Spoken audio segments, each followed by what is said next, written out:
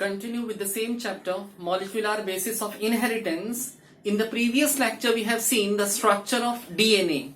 Although structure of DNA is not given in your textbook, but still we have seen in brief about the structure of DNA. So today we are starting with the next part, 4.3, that is DNA packaging. Now what is DNA packaging and what we have to discuss in this side heading?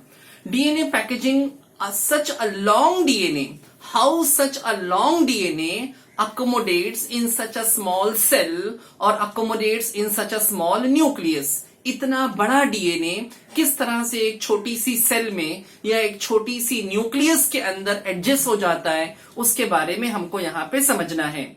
Okay, now as far as mammalian cell is concern, mammal एक typical mammalian cell जो होती है उसके अंदर जो DNA है, जो DNA अगर उस पूरे डीएनए को हम अनवाइंड करें, ओपन करें, स्ट्रेट करें, DNA is present in chromosomes are made up of DNA और chromatin is made up of DNA. Depend करता है कि सेल कौन से स्टेज में है. अगर पूरे डीएनए को हम स्ट्रेट करें तो डीएनए की लेंथ कितनी है? 2.2 metre. 2.2 metre is the length of DNA in a mammalian cell. ये लेंथ कैसे मालूम पड़ी? उसको फाइंड आउट करने का तरीका है total number of base pair multiply by the distance present between the two successive base pair. दो बेस पेयर के बीच का डिस्टेंस कितना होता है? लास्ट लेक्चर में हमने देखा था दो बेस पेयर यानी कि दो न्यूक्लियोटाइड के बीच का जो डिस्टेंस है दैट इज 3.4 एंगस्ट्रॉम यूनिट. तो total number of base pair if we multiply by 3.4 will get the length of entire DNA. तो एक मैमेलियन सेल में डीएनए की length is approximately 2.2 metre. 2.2 metre is too much. और cell is a microscopic. तो उस microscopic cell के nucleus के अंदर इतना बड़ा डीएनए कैसे एडजस्ट होता है वो हमको इस साइड हेडिंग में पढ़ना है. नाउ न्यूक्लियस की साइज, एग्जांपल ये एक मैमेलियन सेल है, इसके अंदर ये न्यूक्लियस है. न्यूक्लियस की साइज कितनी है? टिपिकल मैमेलियन सेल के न्यूक्लियस की size is 10⁻⁻⁶ metre, that is only 6 micron. बहुत छोटा, बहुत छोटा, इसकी साइज बहुत छोटी है. इतना छोटे न्यूक्लियस के अंदर इतना बड़ा डीएनए कैसे अकोमोडेट होता है, कैसे एडजस्ट होता है, इसके बारे में हमको यहां पे डिस्कस करना है. ऑब्वियसली अगर पूरे डीएनए को स्ट्रेट हम सेल के अंदर एडजस्ट करने की कोशिश करेंगे तो वो कभी एडजस्ट नहीं हो सकता. इसके लिए डीएनए को कंडेंस होना पड़ता है, श्रिंक होना पड़ता है. डीएनए की कॉइलिंग होती है, उसकी सुपर कॉइलिंग होती है. तो डीएनए को कॉइल करना, सुपर कॉइल करना और उसको न्यूक्लियस के अंदर एडजस्ट करना, that is called as DNA packaging.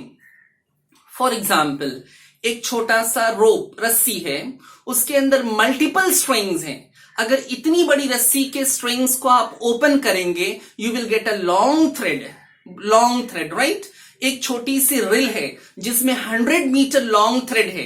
तो एक इतना बड़ा थ्रेड इतनी छोटी सी रिल में आ सकता है. वैसे ही इतना बड़ा डीएनए को अगर कंडेंस किया जाए, श्रिंक किया जाए, कॉइल किया जाए, सुपर कॉइल किया जाए तो डीएनए एक छोटे से न्यूक्लियस में एडजस्ट हो सकता है.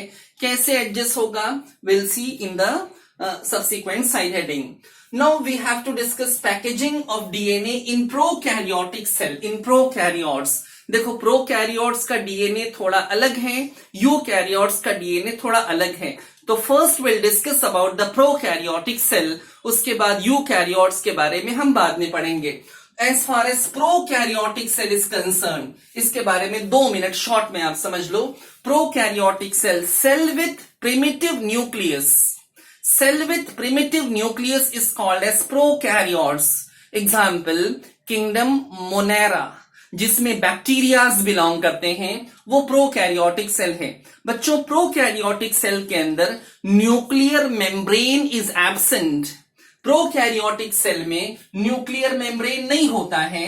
Due to absence of nuclear membrane, nucleus can not be seen distinctly, nucleus can not be isolated distinctly in the cell. उसके अंदर न्यूक्लियोलस भी नहीं होता है, न्यूक्लियोप्लाज्म भी नहीं होता है. Many cell organelles are absent in prokaryotic cell. Prokaryotic cell के अंदर जो क्रोमोसोम होता है, that chromosome is called as nucleoid. Prokaryotic cell is a primitive cell without well developed nucleus. उसके अंदर सर्कुलर डीएनए, सर्कुलर क्रोमोसोम होता है. जो क्रोमोसोम होता है उसको न्यूक्लियोइड कहते हैं. अभी जो सर्कुलर क्रोमोसोम है यानी कि न्यूक्लियोइड है, is a ring of DNA. अगर उसके डीएनए को हम ओपन कर दें, एक prokaryotic cell, let us take the example of E coli. Let us take the example of E coli which is a type of bacteria. अगर उस bacteria के रिंग वाले डीएनए को हम कट करके ओपन करें तो उसके डीएनए की लेंथ कितनी होगी? 1100 माइक्रोमीटर लेंथ इन पेरीमीटर. जो पूरी लेंथ होगी वो लेंथ 1100 माइक्रॉन्स होगी. एक ई कोलाई के अंदर जो सर्कुलर डीएनए है, उस डीएनए को कट करके हम ओपन करें तो will get the DNA of 1100 micron in length. और उसमें कितने बेस पेयर हैं? वो जो 1100 माइक्रोमीटर लेंथ वाला डीएनए मिलेगा, उस डीएनए में 4.6 मिलियन बेस पेयर हैं. 4.6 मिलियन न्यूक्लियोटाइड्स के पेयर हैं. डबल स्ट्रैंडेड डीएनए में आमने सामने वाले न्यूक्लियोटाइड मिलकर एक बेस पेयर बनते हैं. तो 4.6 मिलियन बेस पेयर है, right.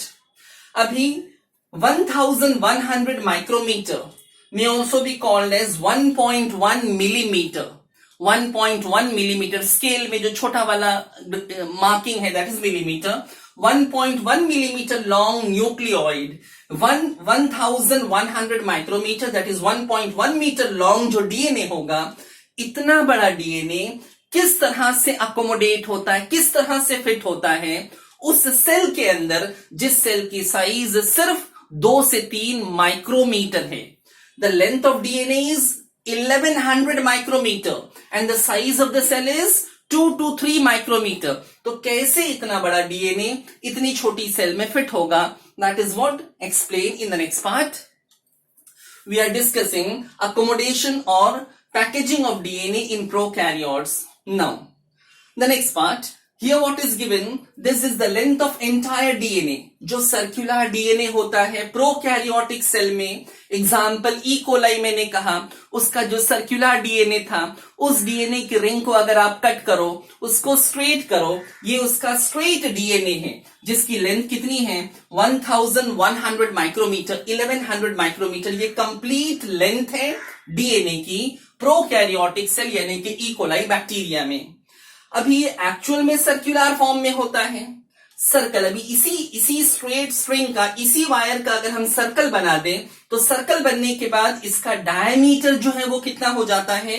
350 micrometre. This is circular DNA, diameter is 350 micrometre. तो लेंथ इज 1100 माइक्रोमीटर. सर्कुलर होने की वजह से साइज रिड्यूस हो गई, इट बिकम्स 350 माइक्रोमीटर सर्कुलर होने के बाद. अभी इसी सर्कुलर डीएनए में हमको क्या करना है? यहां से मल्टीपल जगह से उसको कंडेंस करना है, उसको अंदर की तरफ फोल्ड करना है, उसका इन्वेजिनेशन होगा. इन्वेजिनेशन, ये रिंग जो है ना, ये रिंग अंदर की तरफ यूं टर्न होगी, यूं अंदर की तरफ ऐसे सब बाजू से टर्न होगी, सब बाजू से टर्न होगी. तो अब ये ऐसा दिखाई देगा. This is called as circular and folded. This circular folded, जिसके अंदर ये जो टर्न्स आपको दिख रहे हैं ना, this is called as loop. ऐसे कितने लूप होते हैं? ऐसे 40 to 50 such loops are present. Remember, in this diagram, I have shown only 5 loop. It is not possible for me to show 40 or 50 loop. इसमें सिर्फ मैंने 5 loops show किए हैं. Actual में 40 to 50 such loops are present. अभी ये 40 to 50 loops बनने की वजह से इसकी साइज 350 माइक्रोमीटर से रिड्यूस होकर कितनी हो जाती है? 30 माइक्रोमीटर उसकी साइज हो जाती है. ये फर्दर श्रिंक हो गया, फर्दर रिड्यूस हो गया. वंस अगेन, आगे जाने से पहले पूरा जो डीएनए था उसकी लेंथ 1100 माइक्रोमीटर. सर्कुलर होने की वजह से उसका डायमीटर 350 माइक्रोमीटर. उसके फोल्डेशन की वजह से, इन्वेजिनेशन की वजह से, फोल्ड होने की वजह से इट मेक्स 40 to 50 लूप्स. अब ये सर्कुलर फोल्डेड है, अब इसकी साइज 30 माइक्रोमीटर हो गई. अभी ये जो एक एक लूप, अच्छा अब लूप वापस से खुल नहीं जाए, ये लूप वापस से नॉर्मल नहीं हो जाए, ये लूप वापस से ऐसा ओपन नहीं हो जाए, इसके लिए लूप के बीच में एक इंटरनल कनेक्शन डेवलप होता है with the help of RNA connectors. RNA connectors are responsible for holding the loop, for holding the loop in such a way कि वो लूप वापस से ओपन नहीं हो जाए, वो ऐसे इसी फॉर्म में रुका रहे. तो ये आरएनए कनेक्टर्स हैं जो ब्लैक से मैंने ड्रॉ किया है, जो लूप्स को अपनी एक्चुअल पोजीशन पे लूप के फॉर्म में रखते हैं. नाउ अभी ये जो एक एक लूप है ना बच्चों, ये जो सिंगल लूप है, हर लूप में वापस से फर्दर कॉइलिंग हो रही है, मतलब कॉइलिंग पे वापस से कॉइलिंग हो रही है. अब जो फर्दर कॉइलिंग हो रही है, यू कैन सी, ये पहले यहां पर पहले ऐसा स्ट्रेट था ना, पहले ऐसा स्ट्रेट था, ये वाला स्ट्रक्चर था. अब इसमें फर्दर कॉइलिंग हुई, ऐसी फर्दर कॉइलिंग हुई. अब इसको हम बोलेंगे super coil. This coilings are called as super coil. तो एक्चुअल में जो लीनियर डीएनए था वो circular, folded and super coiled. अब सुपर कॉइलिंग की वजह से उसकी साइज कितनी हो जाती है, जस्ट 2 माइक्रोमीटर. तो 1100 माइक्रोमीटर से 350 माइक्रोमीटर, 350 से 30 माइक्रोमीटर, 30 से 2 माइक्रोमीटर, ये फाइनल स्टेज है. ये super coiled, circular super coiled nucleoid यानी कि उसका क्रोमोसोम है. अच्छा, ये सुपर कॉइलिंग्स में ये जो छोटी वाली कॉइलिंग्स है ना, ये छोटी वाली जो कॉइलिंग्स है, ये कॉइलिंग वापस से ओपन नहीं हो जाए, यानी ये वाला लूप वापस से ऐसा नहीं हो जाए, इस कॉइलिंग्स को होल्ड करके रखने के लिए histone like DNA binding protein is responsible. एक प्रोटीन हिस्टोन के जैसी, हिस्टोन नहीं है, हिस्टोन के जैसी, histone protein is absent in prokaryote. तो it is histone like DNA binding protein, जो पॉजिटिव चार्ज वाली प्रोटीन है. रिमेंबर, डीएनए जो है ना, that is a negative charge particle. ये नेगेटिव चार्ज बायोमोलिक्यूल है और ये वाली प्रोटीन पॉजिटिव चार्ज है. तो इस प्रोटीन की वजह से ये इस शेप में रुका रहता है. ये प्रोटीन या तो डीएनए गाइरेज है, उसका एग्जाम्पल है histone like DNA binding protein का एग्जाम्पल डीएनए गाइरेज, या डीएनए टोपोआइसोमरेज 1. ये दो में से कोई भी एक प्रोटीन होगी. ओके, अभी one more point. If you treat this DNA, final DNA जो सुपर कॉइल्ड डीएनए है, if you treat this DNA with the protein, sorry with the enzyme which digest this protein, तो ये वाला part, ये वाला loop खुल जाएगा. अगर आपने प्रोटीन डाइजेस्टिंग एंजाइम डाल दी, histone like DNA binding protein digesting enzyme डाल दी, तो ये लूप खुल जाएगा. और ये आरएनए कनेक्टर, अगर तुमने आरएनए को डाइजेस्ट करने वाली एंजाइम आरएनएज डाल दिया, तो ये वाला लूप भी खुल जाएगा, ये लूप खुलने लगेंगे और वो फाइनली ऐसा हो जाएगा. तो this is the final structure of super coiled DNA present in prokaryote. तो अब इसकी साइज 2 माइक्रोमीटर हो गई. अब ये सेल में फिट हो सकता है, अब ये ई कोलाई सेल के अंदर अकोमोडेट हो सकता है. So this type of final DNA which is called as nucleoid, final chromosome which is called as nucleoid, जो circular, folded and super coiled है. Okay, now the next part is packaging of DNA in eukaryotes. Just now we have completed packaging of DNA in prokaryotes. Now this diagram explains the entire process how the packaging is done in eukaryotic cell. As you know, eukaryotic cell has well defined nucleus, nuclear membrane is present, nucleolus is present, nucleoplasm is present, cell organelles are present, and the chromosome which is present within the nucleus, which can be seen during metaphase of the cell division, that chromosome will be considered as linear chromosome in eukaryotic cell. तो eukaryotic cell के अंदर DNA, लंबा सा DNA है. अभी मैंने बताया था मैमेलियन सेल में डीएनए की लेंथ इज 2.2 मीटर. उतना बड़ा डीएनए कैसे इतने छोटे से न्यूक्लियस में अकोमोडेट होता है, उसके बारे में हमको यहां पे समझना है. Now as far as chromosomes are concerned, एक सेल है, सेल के अंदर न्यूक्लियस है, न्यूक्लियस के अंदर chromosome, this is a single chromosome, nucleus के अंदर chromosome is present. Now chromosome is mainly made up of DNA and protein. Chromosome में डीएनए है और प्रोटीन है.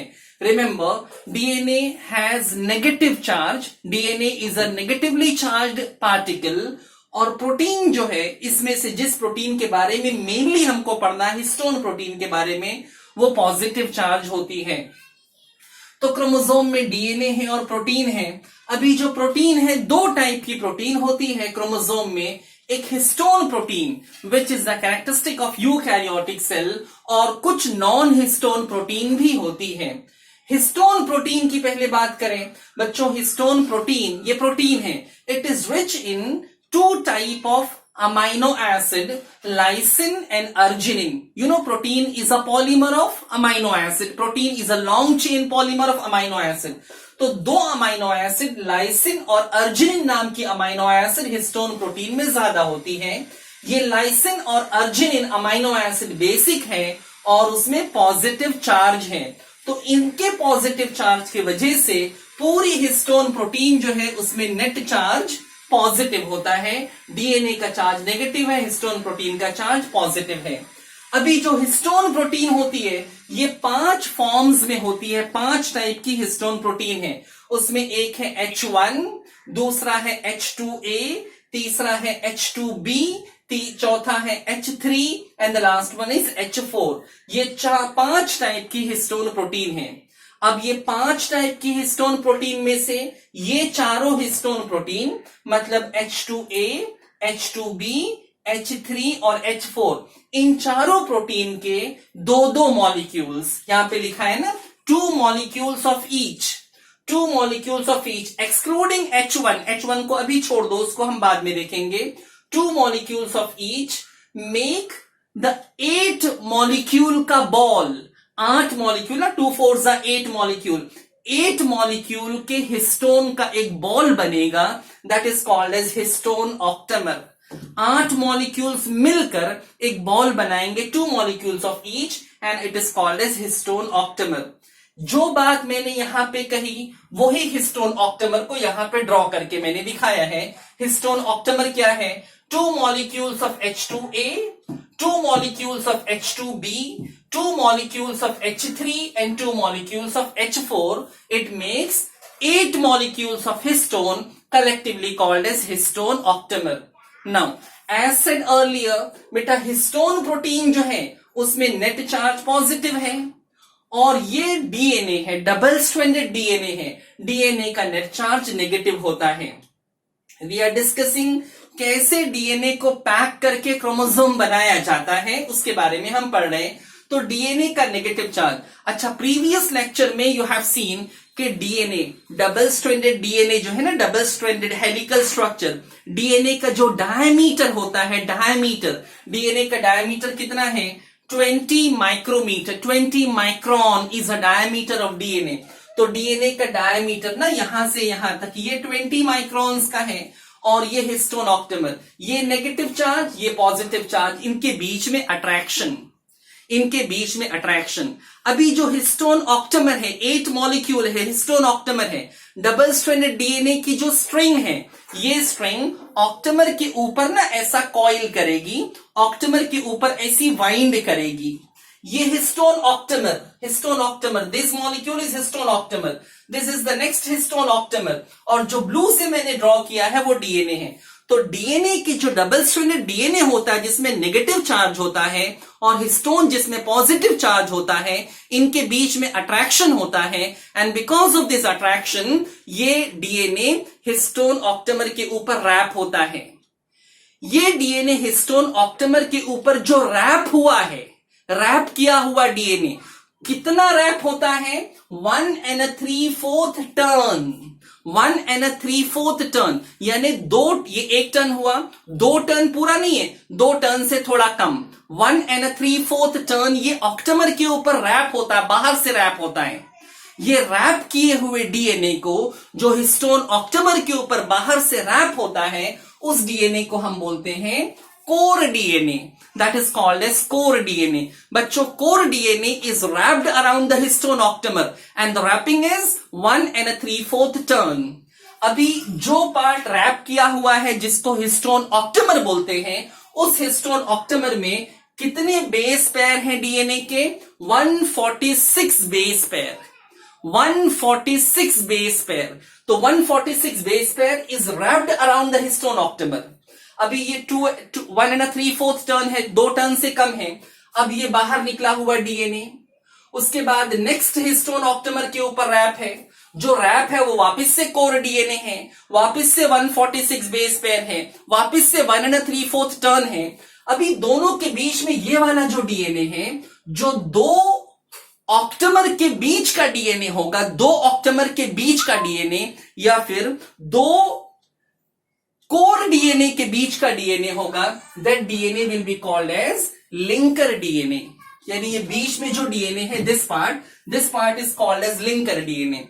बच्चों, लिंकर डीएनए की लेंथ फिक्स नहीं है। In your book it is given linker DNA जो होता है,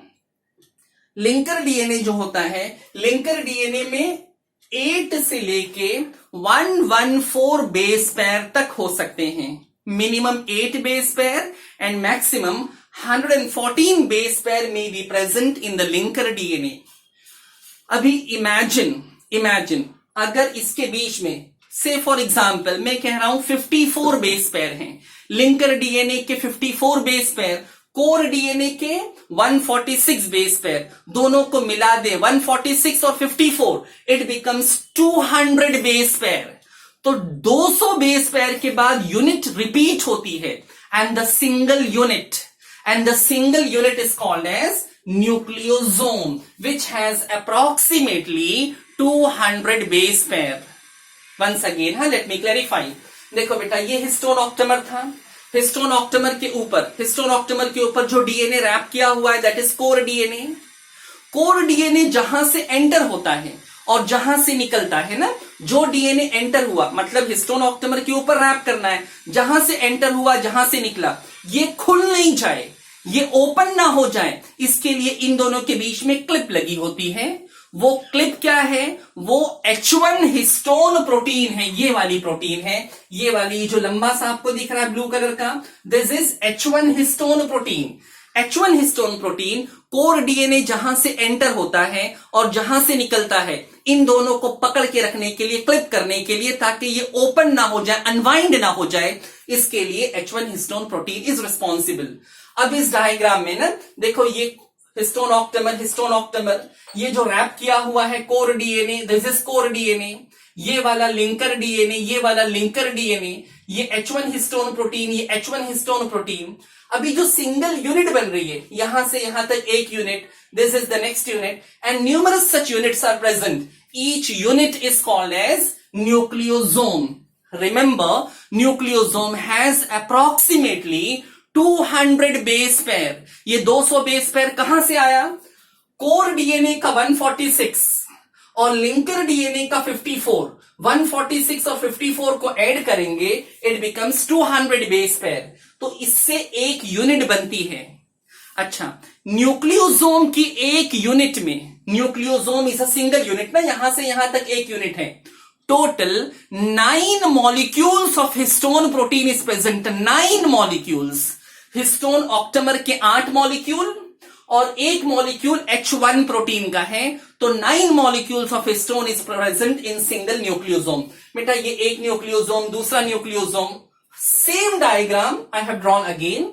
एक न्यूक्लियोसोम, दूसरा न्यूक्लियोसोम, तीसरा nucleosome, fourth nucleosome and so on. Many nucleosome, it makes a beaded string-like structure. It gives the appearance of beaded string, bead वाली string, that मोती वाली माला, उसके जैसा appearance दिखाई देता है। This beads on string वाले structure को हम क्या बोलते हैं? Nucleosome fiber. It is called as nucleosome fiber. अभी ये न्यूक्लियोसोम फाइबर है, ये न्यूक्लियोसोम, ये लिंकर डीएनए, और यहां पर H1 हिस्टोन प्रोटीन भी होगी ना। H1 histone protein is not shown in the diagram, H1 histone protein भी होगा। तो दिस फाइबर लाइक स्ट्रक्चर, इसको दूर से देख रहे हो, कैसा दिख रहा है? बीड वाली स्ट्रिंग दिख रही है। दैट बीड वाली स्ट्रिंग को हम बोलेंगे nucleosome fibre. Remember, nucleosome fibre का जो डायमीटर होगा that is 100 angstrom unit, approximately 100 angstrom unit. Okay, DNA का डायमीटर कितना था? 20 एंगस्ट्रॉम यूनिट. बीडेड स्ट्रिंग का डायमीटर, न्यूक्लियोसोम फाइबर का डायमीटर इज 100 एंगस्ट्रॉम यूनिट. अभी ये बीडेड स्ट्रिंग, दैट माला जिसमें मोती है, बहुत सारी मल्टीपल बीड्स हैं, ये मोती वाली जो माला है, इसको अपने को क्या करना है? इसको टेलीफोन, पूरी बीडेड स्ट्रिंग को ना टेलीफोन वायर के शेप में टर्न करना है. टेलीफोन वायर के शेप में अगर आप उन टर्न करेंगे तो बेटा एक टर्न में पूरी बीडेड स्ट्रिंग की मैं बात कर रहा हूं, एक टर्न में 6 बीड्स आएंगे, यानी एक टर्न में 6 न्यूक्लियोसोम्स आएंगे. This is a single turn. वापिस दूसरे टर्न में 6 बीड्स, तीसरे टर्न में 6 बीड्स एंड सो ऑन. तो ये न्यूक्लियोसोम फाइबर को अगर हम वापिस से टेलीफोन वायर के शेप में कर्ल कर दें, टर्न कर दें, now the structure is called as solenoid fibre. This solenoid fibre has the diameter of 300 angstrom unit. समझते जाना. डीएनए का डायमीटर सिर्फ 20 एंगस्ट्रॉम यूनिट था. उसको ऑक्टामर के ऊपर रैप करके न्यूक्लियोसोम बनाए. न्यूक्लियोसोम फाइबर का डायमीटर ऑब्वियसली ज्यादा हो गया. कितना हो गया? 100 एंगस्ट्रॉम यूनिट हो गया. अब ये न्यूक्लियोसोम फाइबर को टेलीफोन वायर के शेप में टर्न कर दिया, पूरे को टेलीफोन वायर के शेप में टर्न कर दिया. ये कितना हो गया? 300 एंगस्ट्रॉम यूनिट डायमीटर हो गया. अभी बच्चों जो टेलीफोन वायर बना है ना, टेलीफोन वायर जो बना है, उस पूरे टेलीफोन वायर को वापस से स्प्रिंग शेप में टर्न करो. यानी इस पूरे स्ट्रक्चर को वापस से आप उन स्प्रिंग के फॉर्म में टर्न कर रहे हैं. अब फर्दर कॉइलिंग, सुपर कॉइलिंग हो रही, कॉइलिंग पे कॉइलिंग हो रही है. Now this further coiled structure in which solenoid fiber is supercoiled. Now this structure is called as chromatin fiber. This structure is called as chromatin fiber. Remember, chromatin fiber का diameter कितना है? 2000 angstrom unit. That is 200 nanometer. 2000 angstrom unit is 200 nanometer. Remember, few readings are not given in your textbook. ये मैं अपनी तरफ से बता रहा हूं दूसरे बुक के रेफरेंस से. तो 2000 angstrom unit is the diameter of chromatin fibre.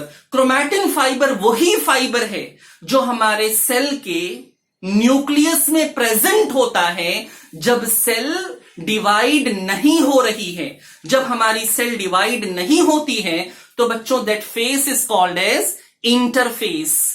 Interface में यानी प्रिपरेटरी फेस में, रेस्टिंग फेस भी बोल सकते, प्रिपरेटरी फेस में जब सेल डिवाइड नहीं हो रही है, उस स्टेज में genetic material is present in the form of chromatin fibre and chromatin fibre has the diameter of 2000 angstrom unit. Now this chromatin fibre, this entire chromatin fibre is further coiled, is again super coiled. इसकी further coiling से, यानी इस पूरे fibre को further coil कर दिए. इस coiling के अंदर है सोलिनॉइड फाइबर, इसके अंदर है क्रोमैटिन फाइबर, उसके अंदर सोलिनॉइड फाइबर. अब जो एकदम थिक फाइबर बनेगा that fibre is called as chromatid और क्रोमोसोम. इसको बोलेंगे क्रोमैटिड और क्रोमोसोम. बच्चों ये जो क्रोमोसोम है ना, ये वाला जो क्रोमोसोम है, क्रोमोसोम के each limb of the chromosome is called as chromatid. The entire thing is called as chromosome. Chromatid and chromatid, बीच में सेंट्रोमेयर है. तो ये जो क्रोमैटिड होता है ना, ये क्रोमैटिड का डायमीटर कितना है, इसकी थिकनेस कितनी है? इसकी थिकनेस है 7000 angstrom unit, that is 700 nanometre. यानी एक क्रोमोसोम को अगर तुमने पकड़ा, उसके एक क्रोमैटिड को निकाला ना, this is a single chromatid, इस क्रोमैटिड को निकाला, ये क्रोमैटिड है. क्रोमैटिड को अनवाइंड कर दो, इसको खोल दो, क्या बन जाएगा? क्रोमैटिन. क्रोमैटिन को वापस से अनवाइंड करो, क्या बन जाएगा? सोलिनॉइड. सोलिनॉइड को फर्दर अनकॉइल करो, क्या बन जाएगा? Nucleosome fibre. न्यूक्लियोसोम फाइबर की एक एक यूनिट को क्या बोलते हैं? न्यूक्लियोसोम। न्यूक्लियोसोम में क्या है? हिस्टोन ऑक्टेमर और डीएनए और H1 histone protein. So this entire thing collectively makes the chromosome. अभी ये जो लास्ट में क्रोमैटिड बना है, क्रोमोसोम बना है, ये क्रोमोसोम की इतनी सारी कॉइलिंग्स, कॉइलिंग पे कॉइलिंग पे कॉइलिंग पे कॉइलिंग है, इतनी सारी कॉइलिंग्स, ये कॉइलिंग्स खुल नहीं जाए, अनवाइंड ना हो जाए, इसके लिए at higher level NHC, non histone chromosomal protein, non histone protein, non histone chromosomal protein helps in packaging at the higher level, यानी क्रोमैटिड के शेप को मेंटेन रखने के लिए, वो अनवाइंड ना हो, इसके लिए this protein is responsible. So this is all about the packaging of DNA in eukaryotes.